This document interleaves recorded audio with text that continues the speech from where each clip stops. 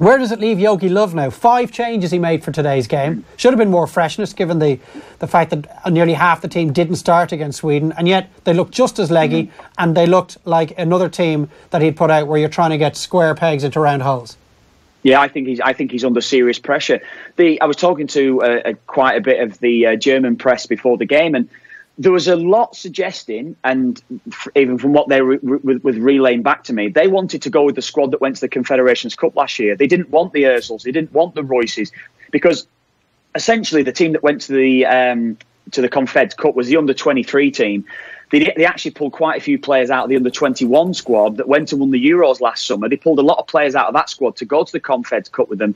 So the suggestion was that they wanted to go with that squad and leave Ozil, leave Mario Gomez, leave, who else would I be putting in that bracket? Ozil, yes, leave Hummels, leave them all out. Just go with the under-23 side that won last year where, as you talk about, they'll have the energy, they'll have real enthusiasm. Because I looked at that side today, and you mentioned the word complacent. They looked a little bit complacent to me.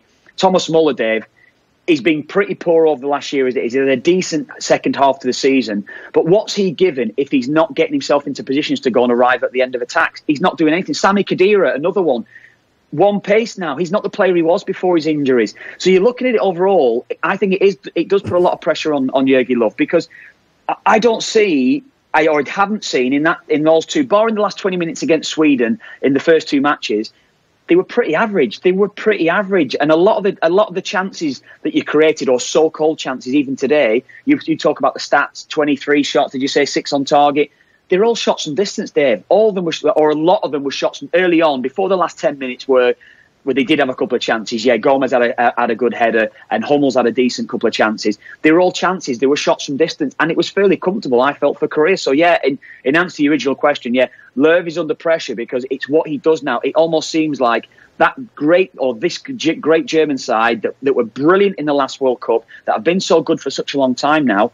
It seems to me like it's at the end of the road for a lot of those players.